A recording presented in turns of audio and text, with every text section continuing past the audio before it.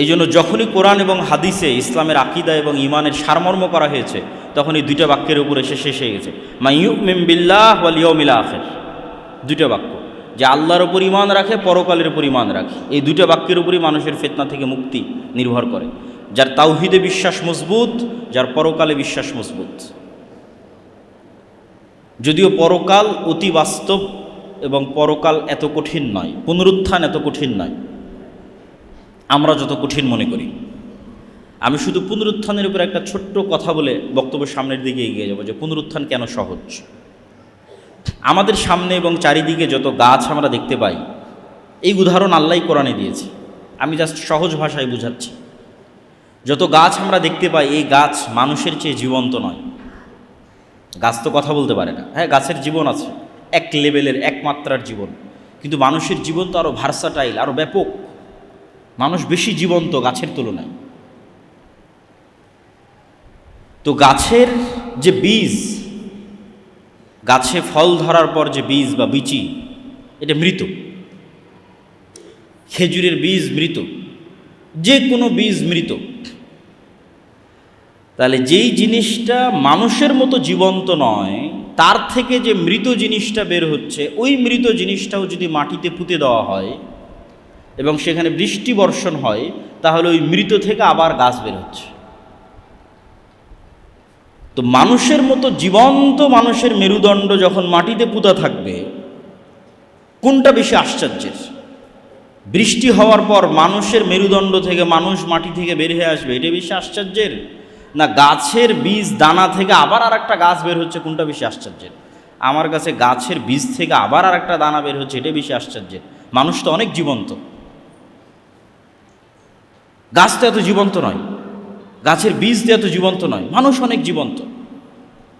তাহলে মানুষের মেরুদণ্ড থেকে আবার মানুষ মাটি থেকে বের হয়ে আসবে, এটা কম আশ্চর্যের। এবং এটা আরও কেন কম আশ্চর্যের? মানুষ তার পুরো শরীরে যা কিছু গ্রহণ করে বেঁচে আছে, তার প্রত্যেকটাই তাকে মাটি থেকে গ্রহণ করতে হয়। আমাদের শরীরের মধ্যে ম্যাগনেসিয়াম হোক, ক্যালসিয়াম হোক, ভিটামিন হোক, প্রোটিন হোক, ক্যালোরি হোক, যা দিয়ে আমাদের শরীরে কোষ তৈরি হচ্ছে প্রতিনিয়ত এবং আমরা জীবন্ত আছি, এই প্রত্যেকটা জিনিস আমাদেরকে মাটি থেকে নিতে হয়। যেমন আমরা কলা খাচ্ছি, এই কলাতে ম্যাগনেসিয়াম এবং ক্যালসিয়াম আমার শরীরের মধ্যে ঢুকতেছে, তো ওই কলা ম্যাগনেসিয়াম ক্যালসিয়াম কোথায় থেকে নিয়েছে? মাটি থেকে নিয়েছে। তাহলে আমার শরীরের মধ্যে যা ভিটামিন, প্রোটিন, ম্যাগনেসিয়াম, ক্যালসিয়াম আছে, তার সব কিছু মাটির মধ্যে আছে। তাহলে আল্লাহ সুবহানাহু ওয়া তাআলা এখন আমার শরীরের মধ্যে যদি কোষ তৈরি করতে পারেন, কালকে এই সেম জিনিস থাকার কারণে কেন মাটির মধ্যে কোষ তৈরি হবে না? কেন হবে না? যেহেতু আমি সবই মাটি থেকে নিচ্ছি, তো সবই মাটি থেকে নেওয়ার পর আমার শরীরের মধ্যে কোষ তৈরি হচ্ছে, এবার আমি যখন মাটিতে চলে যাব, সেখানে ওই সেম জিনিস থাকার পরে ওখানে কেন কোষ তৈরি হবে না? তো 1 সেকেন্ডের ব্যাপার, 1 মিনিটের ব্যাপার আল্লাহ সুবহানাহু ওয়া তাআলার জন্য। এই জন্য পুনরুত্থান অতি সহজ এবং অতি বাস্তব।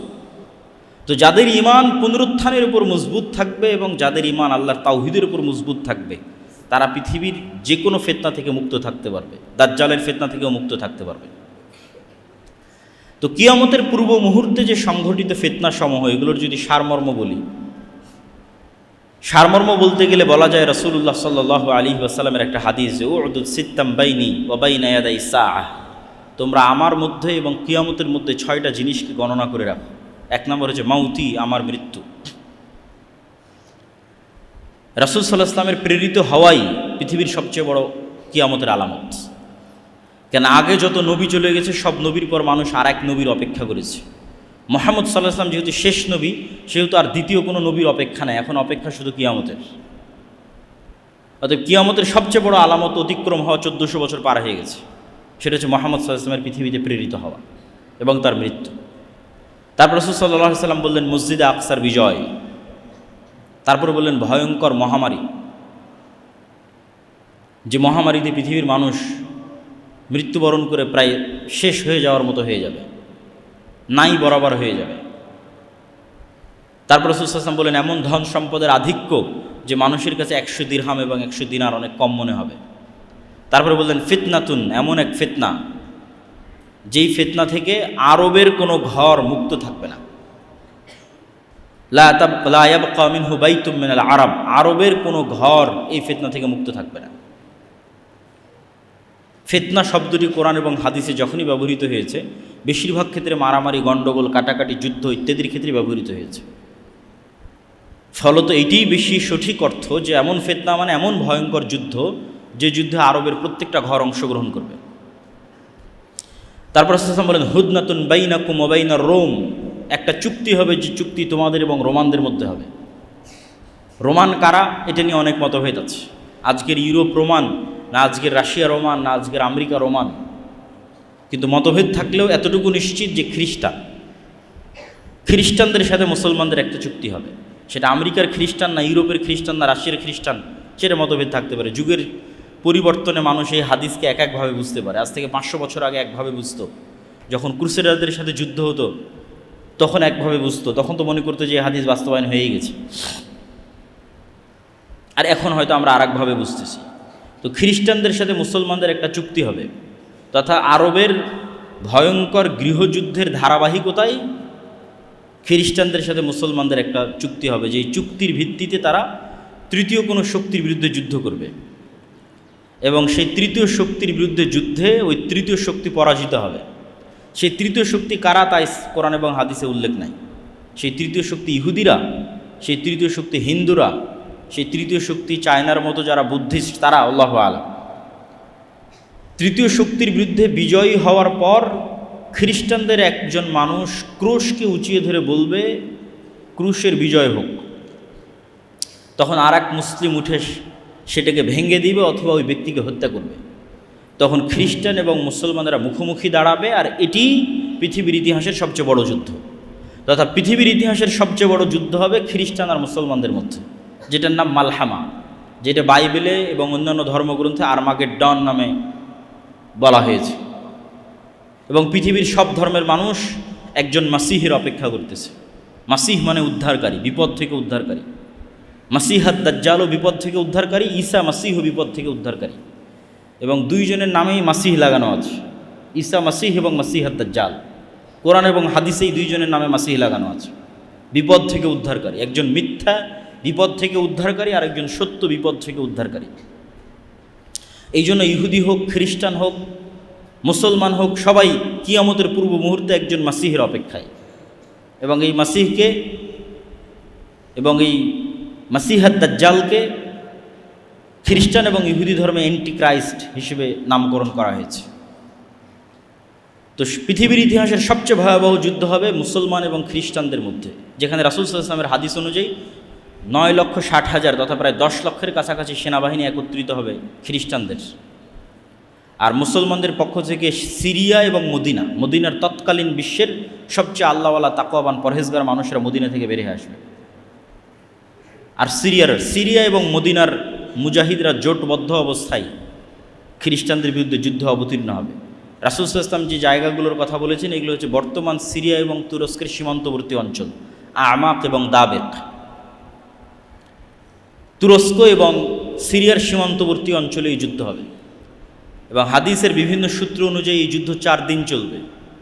এবং এই যুদ্ধ এত ভয়াবহ হবে যে আকাশে যদি 1 মাস পাখি উড়ে তাহলে লাশের সারি শেষ করতে পারবে না, এবং কোথাও নিরাপদ জায়গা না পাওয়ায় উড়ন্ত অবস্থাতেই মরে পড়ে যাবে লাশের দুর্গন্ধের কারণে। এবং কোনো বংশে 100 জন মানুষ থাকলে 99 জন মারা যাবে, গনিমতের মালে কেউ সন্তুষ্ট হবে না, কেননা কেউ উত্তরসূরি নাই, উত্তরাধিকারী নাই। এগুলো হাদিসের বিভিন্ন রেওয়ায়েতে এসেছে। তো এই যুদ্ধে যখন মুসলমানেরা বিজয়ী হবে, তখন পৃথিবীতে মুসলমানদের সামনে দাঁড়ানোর মতো আর কোনো শক্তি অবশিষ্ট থাকবে না, কেন খ্রিস্টানদের সর্বোচ্চ শক্তির বহিঃপ্রকাশ এই যুদ্ধে তারা করে ফেলেছে, 10 লক্ষ। ফলত মুসলমানদের সামনে দাঁড়াবে এরকম আর কোনো সেনাবাহিনী তখন পৃথিবীতে অস্তিত্বমান নাই। তো মুসলমানদের এই বিজয় অভিযান কিছু বর্ণনা অনুযায়ী তুরস্কের রাজধানী ইস্তাম্বুল, কিছু বর্ণনা অনুযায়ী ইতালির রাজধানী রোম পর্যন্ত পৌঁছে যাবে, ধারাবাহিক বিজয় অভিযান। এবং তার মধ্যে একটা শহর মুসলমানেরা বিজয় করবে অস্ত্র ছাড়াই, জানিবুম মিনহাল বার ওয়া জানিবুম মিনহাল বাহার, এমন এক শহর যার একদিকে সমুদ্র এবং একদিকে সমতল। ততদিন পর্যন্ত কিয়ামত হবে না, লা তাকুমুস সাআহ, ততদিন পর্যন্ত কিয়ামত হবে না যতদিন না বানু ইসহাকের 70,000 মানুষ এখানে যুদ্ধ না করেছে। বানু ইসহাক মানে বানু ইসরাইল। তাহলে এই হাদিস থেকে আর একটা সূক্ষ্ম জিনিস বোঝা যায় যে বানু ইসরাইলের অধিকাংশই অথবা আর কেউই ইহুদি নাই, বরং সবাই মুসলমান হয়ে গেছে। এবং আজকের যারা ইহুদি তারা জেনেটিক্যালি এটা প্রুফ করতে পারবে না যে তারা ইব্রাহিম আলাইহিসসালামের সন্তান। কেন ইব্রাহিম আলাইহিসসালাম সাদা চামড়ার নন, তথা ইউরোপ এবং আমেরিকার মানুষের গায়ের যে চামড়ার রং এটা ইব্রাহিম আলাইহিসসালামের গায়ের চামড়ার রং নয়। ইব্রাহিম আলাইহিসসালাম হচ্ছে নূহ আলাইহিসসালামের ছেলে সামের বংশধর, আর সামের গায়ের চামড়ার রং হচ্ছে আরব বিশ্বের মানুষের গায়ের চামড়ার রং যেমন তেমন, মেটে সাদা, ধবধবে হলদেটে সাদা নয়। ধবধবে হলদেটে সাদা হচ্ছে ইউরোপ, শীতকালীন অঞ্চল, ইউরোপ, আমেরিকা, রাশিয়া, যারা নূহ আলাইহিসসালামের সন্তান ইয়াফেসের বংশধর। তো যেহেতু ইব্রাহিম আলাইহিসসালাম নূহ আলাইহিসসালামের ছেলে সামের বংশধর, এই জন্য তার গায়ের রং বর্তমান আরব বিশ্বের মানুষের গায়ের রং যেমন তেমন। এই জন্য ঈসা আলাইহিসসালামের গায়ের রং, মুহাম্মদ সাল্লাল্লাহু আলাইহি ওয়াসাল্লামের গায়ের রং সব কাছাকাছি একই। আর বর্তমান যারা নিজেদের ইহুদি দাবি করছে এবং ফিলিস্তিনে জোরপূর্বক জায়গা দখল করছে সব সাদা চামড়া। সুতরাং জেনেটিক্যালি এটা প্রুভ করা সম্ভব নয় যে তারা ইব্রাহিম আলাইহিসসালামের সন্তান। তাহলে ইসহাক আলাইহিসসালামের বংশের 70,000 মানুষ মুসলমান অবস্থায় যুদ্ধ করবে এবং এমন এক শহর বিজয় করবে অস্ত্র ছাড়া। তো কিছু মুহাদ্দিস ব্যাখ্যা করেছেন এটা ইস্তাম্বুল এবং এই যুদ্ধের পরই বিজয় হবে, আর কেউ ব্যাখ্যা করেছেন এটা ইতালি। কেন কিছু জয়ীফ হাদিসে বর্ণিত আছে যে রাসূল সাল্লাল্লাহু আলাইহি ওয়াসাল্লামকে জিজ্ঞেস করা হলো যে মুসলমানরা আগে ইতালির রাজধানী রোম বিজয় করবে না কুস্তুনতুনিয়া বিজয় করবে। রাসূল সাল্লাল্লাহু আলাইহি ওয়াসাল্লাম বললেন আগে কুস্তুনতুনিয়া বিজয় করবে, তারপরে রোম বিজয় করবে। তো ওখান থেকে অনেকেই ব্যাখ্যা নিয়েছেন যে এটি হচ্ছে ইতালির রাজধানী রোম। এবং যুক্তিতে কেন টিকবে, আসলে এত বিশাল যুদ্ধের পর পৃথিবীতে আর মুসলমানদের সামনে দাঁড়ানোর মতো কোনো অস্তিত্বশীল শক্তি নাই। এবং মুসলমানদের এই বিজয় অভিযানের কারণে ইহুদি এবং খ্রিস্টানরা বিপদগ্রস্ত থাকবে। কেন মুসলমানরা সব বিজয় করে নিয়েছে, মসজিদ আকসা বিজয় করে ফেলেছে, ইউরোপ বিজয় করে ফেলেছে, ভারত বিজয় করে ফেলেছে। এগুলো অনেক হাদিস থেকে একত্রিত করে আমি বলতেছি, এগুলো প্রত্যেকটা কথার পিছনে বিভিন্ন হাদিস আছে। তো যেহেতু মুসলমানদের সামনে আর কোনো বাধাই নাই, সব বিজয় করে ফেলেছে, মসজিদ আকসা, ভারত, ইউরোপ সব বিজয় করেছে, তো ইহুদি খ্রিস্টানরা তো বিপদে। তো এই জন্য এবার তাদেরকে উদ্ধার করার জন্য, বিশেষ করে ইহুদিদেরকে উদ্ধার করার জন্য দাজ্জালের আগমন হবে। এবং দাজ্জাল মুসলমানদের এই ভয়াবহ বিজয় অভিযানকে থামানোর জন্য শয়তান অদৃশ্য থেকে আওয়াজ দিবে, দাজ্জাল তোমাদের বাড়ি ঘরে প্রবেশ করেছে। এবং মুজাহিদরা তাদের এই বিজয় অভিযান থামিয়ে, কেন এটা পৃথিবীর ইতিহাসের সবচেয়ে ভয়াবহ ঘটনা যে দাজ্জাল বের হয়ে গেছে, শকিং নিউজ, এর চেয়ে ভয়ঙ্কর সংবাদ আর হতে পারে না। এই জন্য বিজয় অভিযান বাদ দিয়ে সব দামেশকে ফিরে আসবে খুঁজতে যে আসলে দাজ্জাল বের হয়েছে কিনা। কিন্তু ততদিনেও দাজ্জাল বের হয়নি। কিন্তু দামেশকে ফিরে আসতে আসতে অথবা ফিরে আসার পরপরই সত্যি সত্যি দাজ্জাল বের হয়ে যাবে। এবং দাজ্জাল বের হবে যেহেতু এক্সট্রা অর্ডিনারি, ভয়ঙ্কর, অমানবিক এবং অলৌকিক ক্ষমতা নিয়ে, যা মানুষের সাধ্যের মধ্যে নয়, এরকম ভয়াবহ অলৌকিক ক্ষমতা নিয়ে যেহেতু দাজ্জাল আসবে, সেহেতু নিমিষেই যেই মুমিন মুজাহিদরা বিশ্বের প্রায় সকল পরাশক্তিকে পরাজিত করে মুসলমানদের বিজয় নিশ্চিত করেছে, তারা নিমিষেই নিজেদের জন্য পৃথিবীকে সংকুচিত অবস্থায় পাবে এবং দাজ্জালের ফিতনা মোকাবেলা করার মতো কোনো শক্তি সামর্থ্য তাদের কাছে থাকবে না। এক হাদিসে রাসূল সাল্লাল্লাহু আলাইহি ওয়াসাল্লাম বলছেন, শামের কিছু, ইরাক এবং শামের মধ্যবর্তী অঞ্চল দিয়ে দাজ্জাল যাবে। যাওয়ার সময় কোনো এক শহরে গিয়ে বলবে তোমরা আমার উপর ঈমান আনয়ন করো। তো ওই শহরের মানুষ ঈমান আনয়ন করবে, তখন ধন সম্পদ মৌমাছির চাকের সাথে যেভাবে ছুটে তাদের পিছনে সেভাবে ধন সম্পদ ছুটবে। আর শামের কোনো এক নগরীতে এসে বলবে আমার উপর ঈমান আনয়ন করো, তারা ঈমান আনয়ন করবে না। তখন আসমান এবং জমিন, ফসল উৎপাদন, বৃষ্টি বর্ষণ এমনভাবে বন্ধ করে দিবে যে যেহেতু পরিপূর্ণরূপে বৃষ্টি এবং মাটি দুটোই পানি শূন্য হয়ে গেছে, ফলত এখানে আর ঘাসপালাও খাওয়ার সুযোগ নাই, ঘাস পাতা খাওয়ারও সুযোগ নাই। তখন একটাই সুযোগ, যেটা হাদিসেই বর্ণিত আছে, যে তাদের বাড়িতে রাখা বিভিন্ন কাঠের আসবাবপত্রকে চিবিয়ে চিবিয়ে সেখানকার মধ্যে থেকে রস বের করার চেষ্টা করবে। এত ভয়ঙ্কর দুর্ভিক্ষ দেখা দেবে। তাহলে দাজ্জাল আসার পরে মুমিন এবং মুজাহিদেরা বিপদে পড়ে গেল। তাহলে দাজ্জাল এসে কাদের উদ্ধার করলো? ইহুদি এবং খ্রিস্টানদের উদ্ধার করলো। এবার মুমিন এবং মুসলমান যারা আছে তাদেরকে বিপদ থেকে উদ্ধার করার জন্য ঈসা আলাইহিস সালাম আসবে। দাজ্জালের 40 দিন অতিক্রম হওয়ার যখন শেষ হবে তখন, এবং ঈসা আলাইহিস সালাম আল্লাহর পক্ষ থেকে আরও ব্যাপক অলৌকিক ক্ষমতার সাথে প্রেরিত হবেন, যার অলৌকিক ক্ষমতার বর্ণনা বিভিন্ন হাদিসে এসেছে যে তার নিঃশ্বাসে কাফের মারা যাবে, নিঃশ্বাস যতদূর যাবে কাফের মারা যাবে। দাজ্জালকে হত্যা করতে হবে না, ঈসা আলাইহিস সালামকে দেখলেই লবণের মতো, লবণ যেভাবে পানিতে পড়লে গলে যায় সেভাবে গলে যাবে, কিন্তু তারপরে ঈসা আলাইহিস সালাম তাকে হত্যা করবেন। তো ঈসা আলাইহিস সালামের আগমন এবং দাজ্জালের পৃথিবীতে আগমন, এই দুইটাকে অনেক নাস্তিক, অনেক হাদিস অস্বীকারী বিভিন্ন যুক্তিতে অস্বীকার করতে চায়।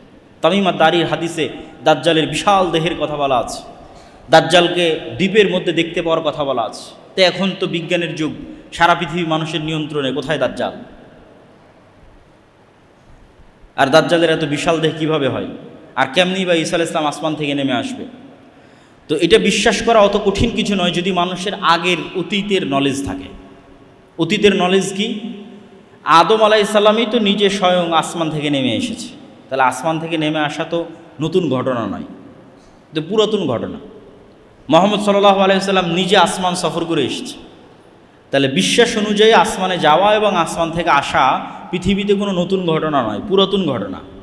যদি নতুন ঘটনা হতো তাহলে বিশ্বাস করতে কষ্ট হওয়া স্বাভাবিক, পুরাতন ঘটনা বিশ্বাস করতে কেন কষ্ট হয়? আদম আলাইহিস সালামকে নিজে তিনি 60 হাত, প্রায় 30-35 মিটার, প্রায় 10 তলা বিল্ডিংয়ের সমান উঁচু। তা আদম আলাইহিস সালাম নিজেই যদি 10 তলা বিল্ডিংয়ের সমান উঁচু হয়, তাহলে তার কোনো সন্তান বৃহৎ দেহের হওয়া এটা তো অস্বাভাবিক কিছু নয়, অসম্ভব কিছু নয়, ইললজিক্যাল কিছু নয়, অবাস্তব কিছু নয়। তাহলে অতীত সম্পর্কে নলেজ থাকলে এই জিনিসগুলোর উপর প্রশ্ন উত্থাপন করা অযৌক্তিক। এবং দাজ্জালকে যখন হত্যা করা হবে তখন আল্লাহ সুবহানাহু ওয়া তাআলা ঈসা আলাইহিস সালামকে বলবে, যেই ফিতনা ওই মুমিন মুজাহিদরা অতিক্রম করতে পারেনি যারা বিশ্ব বিজয় করেছে, সেই ফিতনা বিজয় করলো ঈসা আলাইহিস সালাম। এবার ঈসা আলাইহিস সালামকে বলা হচ্ছে এবার এমন ফিতনা বের হবে যা তুমিও পারবা না, তারা হচ্ছে ইয়াজুজ এবং মাজুজ। তুমি এখন মুমিন মুজাহিদদের নিয়ে তুর পাহাড়ে আশ্রয় নাও, তোমার পক্ষে সম্ভব নয় ফিতনা মোকাবেলা করা। তো ইয়াজুজ মাজুজও আদমের সন্তান, দাজ্জালও আদমের সন্তান, ঈসা আলাইহিস সালামও আদমের সন্তান। দাজ্জালও কোনো দেশের নাম দাজ্জাল নয়, কোনো এআই চ্যাট জিপিটি কোনো টেকনোলজির নাম দাজ্জাল নয়। দাজ্জাল মানুষ, আদমের সন্তান, এবং ইয়াজুজ মাজুজও মানুষ, আদমের সন্তান। ইয়াজুজ মাজুজের সংখ্যাধিক্যের পরিমাণ বুঝতে হলে রাসূল সাল্লাল্লাহু আলাইহি ওয়াসাল্লামের একটা সহিহ হাদিস মাথায় রাখতে হবে। আল্লাহর নবী বললেন আদম সন্তানের প্রত্যেক 1000-এ 999 জন জাহান্নামী। তো সাহাবীরা দুশ্চিন্তায় পড়ে গেলেন যে 1000-এ যদি 999 জন জাহান্নামী হয় তাহলে তো আমরাও মানে আমাদের জান্নাতে যাওয়ার সম্ভাবনা কোথায়? তাহলে রিস্ক তো ভয়ঙ্কর, ভয়াবহ রিস্ক। 1000-এ 999 জন, একজন মাত্র জান্নাতে। তো রাসূল সাল্লাল্লাহু আলাইহি ওয়াসাল্লাম বলেন দুশ্চিন্তার কিছু নয়, এই 999 জনের অধিকাংশই ইয়াজুজ মাজুজ। তাহলে 999 জনের কতজন ইয়াজুজ মাজুজ তা রাসূল সাল্লাল্লাহু আলাইহি ওয়াসাল্লাম বলেননি। যদি 900 জনও ইয়াজুজ মাজুজ হয় 999-এর, তাহলেও আদম থেকে নিয়ে কিয়ামত পর্যন্ত যা মানুষ আসবে তার অন্তত 900 গুণ হতে হবে ইয়াজুজ মাজুজকে। এখনকার পৃথিবীর 600 কোটি মানুষের 900 গুণ এ কথা বলিনি। আদম থেকে নিয়ে কিয়ামত পর্যন্ত যা মানুষ তার অন্তত 900 গুণ না হলে কেমনে 1000-এ 999-এর 900টা ইয়াজুজ মাজুজ হবে জাহান্নামী? তাহলে ইয়াজুজ মাজুজের সংখ্যা কত? তাহলে এত বিশাল ইয়াজুজ মাজুজ কোথায় আছে, আর দাজ্জাল কোথায় আছে? এই বিশ্বাস মজবুত করার জন্য কয়েকটা জিনিস মাথায় রাখতে হবে। এক, আল্লাহ সুবহানাহু ওয়া তাআলা মানুষকে অনেক সীমাবদ্ধ শক্তি দিয়ে সৃষ্টি করেছেন, এবং এটা আজকের বিজ্ঞানও স্বীকার করে। ডার্ক এনার্জি এবং ডার্ক ম্যাটার যে কেউ সার্চ দিলে দেখতে পাবে যে পৃথিবীর 2%ও মানুষ দেখতে পায় না, অনেক কম, 2-5% মানুষ দেখতে পায়, বাকি 95%ই অদৃশ্য। আসমান এবং জমিনের মধ্যে যা কিছু আছে এটা বিজ্ঞান দাবি করতেছে। তো তারা নাম দিয়েছে ডার্ক ম্যাটার, ডার্ক এনার্জি। এবং বিজ্ঞান বলতেছে ডাইমেনশন, যে এক ডাইমেনশনের জিনিস আর এক ডাইমেনশনে থাকা জিনিসকে দেখতে পাবে না। এটা যদি আমরা আমাদের লাইফ দিয়ে বুঝতে চাই তাহলে একটা পিঁপড়া আমাকে কিভাবে দেখে আর আমি একটা পিঁপড়াকে কিভাবে দেখি, একটা কুকুর আমাকে কিভাবে দেখে আমি একটা কুকুরকে কিভাবে দেখি, তোমরা আমাকে এখন যেভাবে দেখতেছো, আপনারা আমাকে এখন যেভাবে দেখতেছেন একটা কুকুর তো এভাবে দেখে না। সে এতগুলো রং, সবগুলো রং সে দেখতে পায় না, মাত্র 2টা রং দেখতে পায়। এবং সে চেহারা ফেসে মানুষকে চিনতে পারে না, গন্ধে চিনতে পারে। একটা সাপ আমাদেরকে কিভাবে দেখে, আর আমরা একটা সাপকে কিভাবে দেখি, দেখার অ্যাঙ্গেল ভিন্ন। আমি একটা সাপকে পরিপূর্ণ দেখতে পাচ্ছি, একটা পিঁপড়াকে পরিপূর্ণ দেখতে পাচ্ছি, পিঁপড়া তো আমাকে আসলে পরিপূর্ণ এভাবে দেখতে পায় না। এবং একটা পাখিকে যদি মসজিদের মধ্যে ছেড়ে দেওয়া যায়, সেই জানালা খুঁজে বের করতে পারবে না কোন দিক দিয়ে জানালা, আমরা দেখতে পাচ্ছি জানালা। তাহলে ওর দেখার দৃষ্টি সীমা একরকম, আমার দেখার দৃষ্টি আর এক রকম। ঠিক একই অবস্থা আমাদের চেয়ে আপার ডাইমেনশনে যে সমস্ত ফেরেশতা এবং জিনেরা আছে, ওরা আমাদেরকে স্পষ্ট দেখতে পাচ্ছে। এই মসজিদে যেহেতু ফেরেশতা আছে, কিন্তু আমরা দেখতে পাচ্ছি না। তো জিন এবং ফেরেশতাকে আল্লাহ সুবহানাহু ওয়া তাআলা যেভাবে অদৃশ্য রেখেছেন, সেভাবে অদৃশ্য রাখতে পারেন। এটা যেমন যৌক্তিক। বর্তমান পৃথিবীর সবই যে মানুষ জেনে নিয়েছে, এটাও ভুল কথা। মাটির নিচে কি আছে সেটাই মানুষ ভালোভাবে জানে না, যদিও চাঁদ পর্যন্ত পৌঁছে গেছে মানুষ, কিন্তু মাটির নিচে মানুষের সফরের সীমাবদ্ধতা হচ্ছে 12 কিলোমিটার, অথচ উপরে মানুষ অনেক দূর চলে গেছে। সমুদ্র এবং মাটির নিচে এই দুইটা সবচেয়ে রহস্যপূর্ণ, আকাশের চাইতেও বেশি রহস্যপূর্ণ। এবং তারপরেও আরেকটি বিষয় থাকে, সেটি হচ্ছে আল্লাহ সুবহানাহু ওয়া তাআলা বলেছেন তিনি তার আসমান সৃষ্টিতে যা সময় লেগেছে, জমিন সৃষ্টিতে তাই সময় লেগেছে। এবং 7 আসমান এবং 7 জমিন সৃষ্টি করেছে, তথা 7 আসমান যা বিশাল, 7 জমিন তাই বিশাল। ওয়া ইয়াতানাজ্জালুল আমরু বাইনাহুন্না, আর আল্লাহর ওহী, আল্লাহর আদেশ 7টাতেই অবতীর্ণ হয়। 7 আসমান এবং 7 জমিনই অবতীর্ণ হয়। তো আল্লাহ সুবহানাহু ওয়া তাআলা অন্য জমিনেও রেখে থাকতে পারেন দাজ্জালকে, ইয়াজুজ মাজুজকে। এবং সূরা কাহফে যত ব্যতিক্রম ঘটনাগুলো আছে, এই ব্যতিক্রম ঘটনাগুলো অনেক বেশি ব্যতিক্রম, যেগুলো কিয়ামতের পূর্ব মুহূর্তে সংঘটিত বিষয়ের প্রতি ঈমানকে মজবুত করতে সহযোগিতা করে এবং দাজ্জালের ফিতনা থেকে বাঁচার ক্ষেত্রে মানুষের রাস্তা তৈরি করে দিতে পারে। সূরা কাহফে 4টা ঘটনা আছে। আসহাবে কাহফের ঘটনা, তা আসহাবে কাহফের ঘটনা থেকে শিক্ষা কি? মানুষ আসহাবে কাহফ ঈমান বাঁচাতে যেমন পৃথিবী থেকে ডিসকানেক্ট হয়ে গেছে, মানুষ যদি ঈমান ধরে রাখতে চায় দাজ্জালের সময় অথবা তার পূর্ববর্তী ভয়াবহ ফিতনার সময়, তাহলে ওইভাবে পৃথিবী থেকে ডিসকানেক্ট হয়ে যেতে হবে আসহাবে কাহফের মতো। আর পরকালের প্রতি ঈমান লাগবে আসহাবে উখদুদের মতো, যারা জ্বলন্ত আগুনের মধ্যে ঢুকে গেছে। কেন? ওইটা তাদের কাছে জ্বলন্ত আগুন নয়, ওইটার মধ্যে তো ওরা জান্নাত দেখতে পাচ্ছে, এটা তাদের ওসিলা জান্নাতে যাওয়ার। আপনার কাছে এটা আমি আগুনে পুড়ে মারা যাব, আর আরেকজনের কাছে আমি এটাতে আগুনে ঢুকে জান্নাতে যাব। চিন্তার পার্থক্য। আপনার কাছে আরে ভয়াবহ আগুন, এই আগুনের মধ্যে ঢুকলে তো আমার অনেক কষ্ট, আর আরেকজন আর এই আগুনে ঢুকলে তো আমি জান্নাতে চলে যাব। তাহলে একজনের কাছে মৃত্যু জান্নাতে যাওয়ার ওসিলা, আর আরেকজনের কাছে মৃত্যু ভয়ের কারণ। এটাই তো বিশ্বাসের পার্থক্য। যার কাছে মৃত্যু জান্নাতে যাওয়ার ওসিলা, তথা যার পরকালের প্রতি বিশ্বাস মজবুত, তার কাছে মৃত্যু তো জান্নাতে যাওয়ার ওসিলা। তো এখন সামনে আগুন থাকুক আর যাই থাকুক, সেটা তো বিষয় না। তাহলে পরকালের উপর ঈমান যত মজবুত, ও আসহাবে উখদুদের মতো ব্যবহার করতে পারবে দাজ্জালের ফিতনার সময়। কেন? তার কাছে মৃত্যু জান্নাতে যাওয়ার ওসিলা। আর যার পরকালের উপর ঈমান নাই, দুনিয়ায় যার কাছে সব কিছু, অবৈধ 1 টাকার প্রতিও যার লোভ আছে, অবৈধ 1 টাকার উপরও যার লোভ আছে, তার পক্ষে দাজ্জালের ফিতনা থেকে বেঁচে থাকা সম্ভব নয়। তো আসহাবে কাহফের ঘটনা আছে সূরা কাহফের মধ্যে। তারপরে ঘটনা আছে যুলকারনাইন, ইয়াজুজ মাজুজ। তো ইয়াজুজ মাজুজের ঘটনা তো অতীতে, তাহলে বিশ্বাস করতে কেন কষ্ট হবে?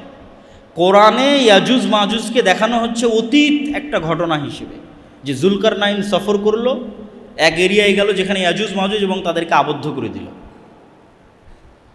তাহলে ইয়াজুজ মাজুজের অস্তিত্ব অতীতেই দেখা যাচ্ছে, তো ভবিষ্যতে তো অস্তিত্ব আরও সহজ। অমিন কুল্লি হাদাবি ইয়ানসিলুন, প্রত্যেকটা উঁচু জায়গা থেকে তারা দলে দলে নেমে আসবে, আল্লাহ সুবহানাহু ওয়া তাআলা কোরআন মাজিদে বলেছেন। তারপরের আশ্চর্যের ঘটনা হচ্ছে ঈসা আলাইহিস সালাতু ওয়াস সালাম, মুসা আলাইহিস সালাতু ওয়াস সালাম এবং খিজির, এটাও সূরা কাহফের মধ্যে। যে আল্লাহ সুবহানাহু ওয়া তাআলা চাইলে বলতে পারতেন, মুসা উমুক শহরে উমুক গ্রামে আমার একজন বান্দা আছে যে তোমার চেয়ে জ্ঞানী। তা না বলে আল্লাহ বললেন, মাছ নাও, ভাজো, মৃত মাছ নিয়ে সমুদ্রের ধার দিয়ে হাঁটতে থাকো, যেখানে মাছ জীবিত হয়ে যাবে সেখানে পাবা। রহস্যপূর্ণ। এবং খিজির আলাইহিস সালাতু ওয়াস সালাম এমন সব ঘটনা ঘটালেন যেগুলো পৃথিবীর ফিজিক্স অনুযায়ী সম্ভব নয়। ভবিষ্যতে কোন বাচ্চা তার বাপ মাকে হত্যা করবে, সেই বাচ্চাকে তিনি অতীতে হত্যা করতেছেন। এ তো টাইম নিয়ে যত মানুষের আধুনিক যুগে যত মানুষের বিভিন্ন গবেষণা এবং বিশ্লেষণ আছে, এবং টাইম ট্রাভেল, যে সময়ের মধ্যে সফর করা, ভবিষ্যৎ দেখে আসা, অতীতে সমাধান করা, এই ধরনের সব আশ্চর্য ঘটনা খিজির আলাইহিস সালাম ঘটাচ্ছে। তো খিজির আলাইহিস সালাম এই পৃথিবীরও হতে পারেন, অন্য পৃথিবীরও হতে পারেন। তিনি সালামকে চিনতে আশ্চর্য হচ্ছেন সালাম শুনে, যে জান্নাতের সালাম এখানে কীভাবে, কোন মুসা, দুনিয়ার যে নবী মুসা সেই নবী মুসা? হ্যাঁ। তো পুরো ঘটনার অ্যাঙ্গেলগুলো এবং প্রতিটা পয়েন্ট অনেক আশ্চর্যজনক, এবং শেষ পর্যন্ত বিদায়ও আশ্চর্যজনক। তো এই জন্য সূরা কাহফের প্রত্যেকটা ঘটনাই কিয়ামতের পূর্ব মুহূর্তের সাথে কোনো না কোনোভাবে কানেক্টেড আছে। আল্লাহ সুবহানাহু ওয়া তাআলা খিজিরকে যেভাবে অদৃশ্য রেখেছেন, অথবা অদৃশ্য রাখতে পেরেছিলেন যদি খিজির মারা গিয়ে থাকে, কেন কোরআন এবং হাদিসে কোনো উল্লেখ নেই যে খিজির মারা গেছেন কিনা, না জীবিত আছেন, আল্লাহু আ'লাম। তো সেভাবে আল্লাহ দাজ্জালকে অদৃশ্য রাখতে পারেন, সেভাবে আল্লাহ সুবহানাহু ওয়া তাআলা ইয়াজুজ মাজুজকে অদৃশ্য রাখতে পারেন। এই জন্য অনেক কিছুই শিক্ষা আছে সূরা কাহফের মধ্যে। আর সূরা কাহফের মধ্যে সবচেয়ে যেটা ব্যতিক্রম ঘটনা, দুই ভাই বাগানওয়ালা, ওমা আযুন্নু সাআহ, আমি মনে করি না যে কিয়ামত কায়েম হবে। এই জন্য বলেছি ইসলামের সারমর্ম তাওহীদ আর কিয়ামত। সে বিশ্বাস করে না যে কিয়ামত হবে, ওটাকেই আল্লাহ সুবহানাহু ওয়া তাআলা সূরা কাহফের মধ্যে শিরক হিসেবে উল্লেখ করছেন। যে এক ভাই বিশ্বাস করে না কিয়ামত হবে, তখন আরেকজন বলতেছে আমি আল্লাহর সাথে শরীক করা থেকে পরিত্রাণ চাই। তো যাক, সূরা কাহফের উপর আরেকদিন বিস্তারিত আলোচনা করা যাবে। আমরা বক্তব্যের সারমর্ম এবং সংক্ষিপ্ত অবস্থার মধ্যে চলে আসি। তো এই পুরো ঘটনা কিয়ামতের পূর্ব মুহূর্তে সংঘটিত ফিতনাগুলো থেকে আমাদের জন্য শিক্ষা কী? আমাদের জন্য দুইটা শিক্ষা। এক, কবে হবে, কখন হবে, এইটার পিছনে পড়ে থাকা, এইটা কখনো কোরআন এবং হাদিসের দিক নির্দেশনা নয়। কেন দিক নির্দেশনা নয়? প্রত্যেক মানুষের মৃত্যুই তো তার কিয়ামত। তাহলে কখন ঈসা আলাইহিস সালাম আসবে, কখন দাজ্জাল আসবে, কখন ইমাম মাহদি আসবে, এটার আগেই তো আপনার কিয়ামত হয়ে যাচ্ছে, আপনার মৃত্যু। কিয়ামত মানে কি? আপনি পরকালকে দেখবেন। তো মৃত্যুর পরেই তো মানুষ পরকালকে দেখে ফেলে। মৃত্যুর মাধ্যমে সে বারজাকি জগতে জাহান্নামও দেখে ফেলে, জান্নাতও দেখে ফেলে। হয় পাখি হিসেবে জান্নাতে উড়ে, আর না হলে তার কবর বরাবর জাহান্নামের দরজা খুলে দেওয়া হয়তো, শব্দ দেখেই নিল। ফেরেশতা জিজ্ঞাসাবাদ করে, তো পরকাল তোর দেখাই শেষ। তাহলে কিয়ামত ঘটা পর্যন্ত অপেক্ষা করতে হচ্ছে না তো, ঈসা আলাইহিস সালাম ইমাম মাহদি আসা পর্যন্ত অপেক্ষা করতে হচ্ছে না তো, আপনার মৃত্যুই তো আপনার কিয়ামত। এটা হলো 1 নম্বর পয়েন্ট। 2 নম্বর পয়েন্ট, ইমাম মাহদি আসলে, ঈসা আলাইহিস সালাম আসলে, দাজ্জাল আসলে নতুন কোরআন আসবে নাকি, নতুন নবী আসবে নাকি, নতুন হাদিস তৈরি হবে নাকি? না, নতুন কোরআনও আসবে না, নতুন হাদিসও হবে না। বরং এই পুরো ঘটনা থেকে আপনারা এটি দেখলেন যে ঈসা আলাইহিস সালাম আসার পূর্বেই, দাজ্জাল আসার পূর্বেই কোনো নবী ছাড়া এবং কোনো নতুন কোরআন ছাড়া এবং নতুন হাদিস ছাড়া আমার এবং আপনার মতো মুসলমানেরা বিশ্ব বিজয় করবে, 10 লক্ষ খ্রিস্টান বাহিনীকে পরাজিত করবে, মসজিদে আকসা বিজয় করবে, ভারত বিজয় করবে, ইতালি বিজয় করবে, কোনো নতুন নবী ছাড়া, নতুন কোরআন ছাড়া, আমার এবং আপনার মতো মুসলমানেরা। তাহলে যা ঘটার সেটা তো 1400 বছর আগেই ঘটে গেছে। মানে সবচেয়ে আসল ঘটনা তো 1400 বছর আগে ঘটেছে, সেটা হচ্ছে কোরআন এবং হাদিস। এবং ঈসা আলাইহিস সালামও এসে এই কোরআন এবং এই হাদিসের উপর আমল করবে। তাহলে কাজের জিনিসটা আমার এবং আপনার কাছে আছে। আর কিয়ামত তো নির্ধারিত, সেটা যে আমার এবং আপনার মৃত্যু। তাহলে কবে ইমাম মাহদি আসবে, সেই দিন সব কিছু হবে, এই অপেক্ষায় বসে থাকা বুদ্ধিমানের? না, যেটা আসল ঘটনা ঘটে গেছে এবং আপনার কাছে আছে, আর আমার এবং আপনার মতো মুসলমানেরা এত বড় বড় বিজয় সম্পূর্ণ করবে, তাহলে আপনি কেন চেষ্টা করবেন না? আর তো নতুন নবীও আসবে না, নতুন কোরআনও আসবে না। তাহলে আমার এবং আপনার জন্য কাজ স্পষ্ট, আমার মৃত্যু, আমার কিয়ামত, আর এই কোরআন এবং এই হাদিসের মাধ্যমে মুসলমানদের বিজয় হবে। এই কোরআন এবং এই হাদিস ফলো করেই কিয়ামতের পূর্ব মুহূর্তে মুসলমানেরা বিজয় করবে, ইমাম মাহদি বিজয় করবে, ঈসা আলাইহিস সালাম বিজয় করবে। সেই কোরআন এবং হাদিস আমাদের কাছে আছে। তাহলে এই কোরআন হাদিসকে সামনে রেখে নিজেদের জীবন গড়া এবং নিজের মৃত্যুর জন্য প্রস্তুতি নেওয়া এবং আল্লাহর দ্বীনকে বিজয় করার চেষ্টা করা, এটি হলো সবচেয়ে বড় অন্যতম মেসেজ আজকের এই বক্তব্য থেকে শিক্ষা।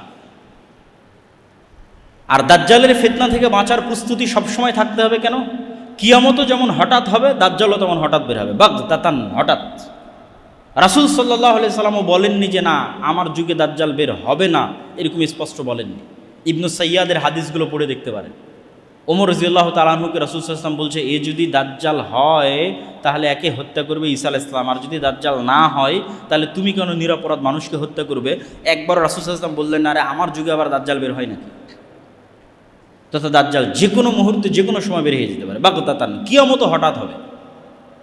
তো দাজ্জালের ফিতনা থেকে বাঁচার জন্য যেমন আল্লাহ সুবহানাহু ওয়া তাআলার কাছে দোয়া করতে হবে, ঠিক তেমনি যেই কারণে আপনি দাজ্জালের ফিতনা থেকে বাঁচবেন ওই ধরনের দাজ্জালীয় ফিতনা, দাজ্জালুনা কাজ্জাবুনা, আসল দাজ্জালের আগে আরও 30টা দাজ্জালুনা কাজ্জাবুনা বের হবে। তো এই জন্য সত্য মিথ্যার সংমিশ্রণ এবং মুসলমানদের উপর বিপদ আসতেই থাকবে। এই জন্য ইমানের পরীক্ষায় ওই সেম জিনিসগুলোই কাজে দিবে। তাওহীদ, পুনরুত্থানের উপর মজবুত বিশ্বাস, আল্লাহর উপর মজবুত বিশ্বাস, পুনরুত্থানের উপর মজবুত বিশ্বাস। এবং বিশ্বাসকে মজবুত করার জন্যই আমাদের যে সংক্ষিপ্ত একটা লেখনী আছে আল্লাহর পথে যাত্রা, এটি শুধু এই উদ্দেশ্যেই লেখা। মানুষ যত বেশি কোরআনের সাথে কানেক্টেড হবে, যত বেশি হাদিসের সাথে কানেক্টেড হবে, যত বেশি তাদের ইমানকে মজবুত করবে, আল্লাহর প্রতি ইমানকে এবং পুনরুত্থান, আবার যে আল্লাহ তাদেরকে সৃষ্টি করবেন, এটির উপর মানুষের ইমান যত মজবুত হবে, মানুষ তত দুনিয়ার ফিতনা থেকে বেঁচে থাকতে পারবে। আল্লাহ সুবহানাহু ওয়া তাআলা আমাদের তৌফিক দান করুক, আল্লাহুম্মা আমিন।